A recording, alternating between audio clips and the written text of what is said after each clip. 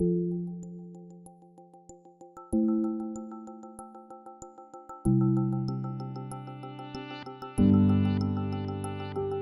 know, we look around rooms sometimes, and the makeup of a 30 under 30 is really not represented in the group. And I think it's highly important that we continue, whether it's through the universities or whether it's through some type of programs, to encourage young men and women to consider our industry. Because number one, we know it's a great industry. Number two, we know it is an incredible opportunity for growth. It's one of these industries that if you want to be domestic, you can, but if also you want to explore the world, this is an industry that gives you that opportunity. So I think it's critically important we continue to build on it, and we expand the class, and we make it a global opportunity for people. So the world is moving at unbelievably rapid pace. Marketing as a discipline is moving at an unbelievably rapid pace.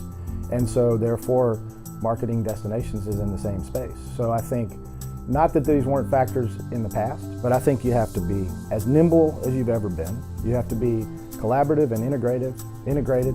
You have to be able to not only understand how to market to, but embrace very diverse and different communities of people that you're talking to.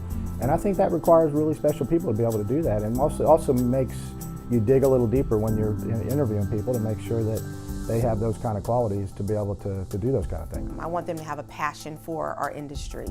I want them to have a genuine concern and commitment to customer service. Whether it be an attraction or a DMO or a hotel, they have to value and respect and appreciate customer service. But one of the things I've really encouraged people over the last few years, whether it was in Seattle, Indianapolis, Chicago, or now here in Washington, D.C., it is I really want the first week to be orientation, whatever that means, but really taking the time without having an immediate schedule of meetings, get around and talk to people.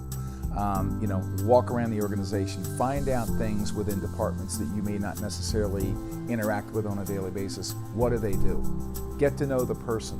Ask a lot of questions. And they may sound rather fundamental, but so many times we get people in organizations, we give them, quote, a day of orientation, and then we expect them to adapt to our culture. But no, what we try to do is really take our time and allow somebody to get in, and then basically as the weeks progress, you give more, but let's just try to not overwhelm people and have them go back at night and say, God, what did I get myself into? It used to be that it was from the top down the way that the organizations would operate. And what I'm seeing now is much more collaborative.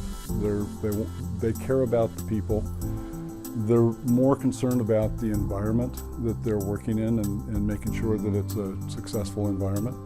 They're individuals who have the vision, but they also can implement. Yeah. And most of the leaders that that I've learned from and worked with here recently are the ones who are saying, "What can we do together? How can we make this better?" They're able to get a lot of work done. They have the vision as to where they want to go, but they also are able to carry out those plans, hire the right people, give them the right tools. The advice that I give to new employees, you have a question about something, or, hey David, when you're back in the office, can I spend 5 minutes with you? I want to kind of run an idea by you, and so if we have that kind of openness and approachability as as a CEO of my organization, if I don't have that approachability, then my staff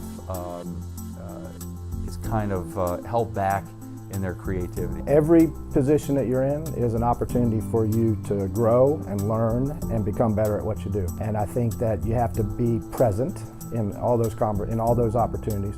And there's another cliche, it's being in the right place at the right time.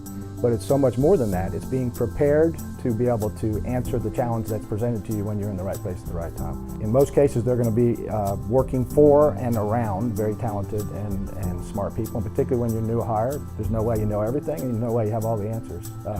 But if you're an engaged and immersed colleague and also clearly understand what your contribution is, then it's a great way to contribute and to grow in the position. I meet with every new hire typically within 10 days to 2 weeks after they've started. And I think it's really important because the departments are very focused on their specific agendas, and I'm focused on the organization overall. So what I tell them is, make sure that you know that the door's always open. If you start with the customer and back out from there, and again, the customer, in our world, the customer can be an attendee, can be an exhibitor, can be an event planner, can be a CVB partner, can be an elected official. But forget about who that customer is, but if you're focused on the end user, the customer, the person that you are trying to deliver something for, and use that as your focal point and back out from there, then you can't go wrong. I think if you focus on your brand too much, or your culture too much, or the technical aspects too much, then you lose sight of what you're really there to do. Never be afraid to try, to attempt things. That I'm here to facilitate your job. And I'm expecting total performance and that the team effort that they have to put into what we do is extremely important. But mainly is, start working, keep doing things, try things. If you fail, don't worry, we'll fix it, but never stop. I ask them to put themselves in my shoes. I'm the CEO. I'm responsible for everything that takes place. And I have hired you, and so I've made an investment in you. And what I need you to do is think the way that I would think. So what's the return on the investment that I've made? I want you to treat everything that we do as if it's your own, not the company's. I want you to know that I'm going to support you in everything that you do, as long as you're following the procedures and the programs that we have. I would prefer to try and slow you down than to light a fire under you to get things done. I want you to take some risks, because that's where successes and new possibilities come from. But I also want you to know that this job shouldn't be your life. You have to have a life balance. And if you have family, the family comes first, job comes second. I ask them questions primarily. I want to hear from them. What have you learned? What have you found? What surprised you? Was the things that disappointed you? Is it what you expected it was going to be? Did you arrive? Did you feel comfortable? How were you brought into the organization? Were you given an opportunity to learn and not just be thrown right into the job immediately? Did we really transition you in a way that made you feel not only welcome, but embraced as you came into the organization? Or did we just throw you in a corner and tell you, here you go, and go off and do your job? And some of us can remember that was commonplace. You want to make them feel comfortable. You want to make them feel welcome. You want to make them feel a little challenged, from day one. It's like not a negative thing. I think the most successful people are always going to be people that feel that they are being encouraged and supported and enabled. And I think from the beginning you have to communicate to them that what your culture is. You got to communicate to them what their values are and how you expect them to fit in. And I think you got to be there for them.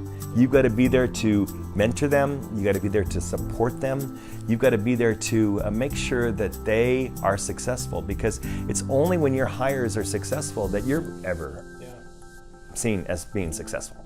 So the key is to make sure that you're doing from day one what you can do to make sure that these people are successful, they're happy, they're flourishing, they are productive, they are creative, and they are moving forward, because that takes your organization forward, that takes you forward, that takes them forward, and ultimately everybody's successful.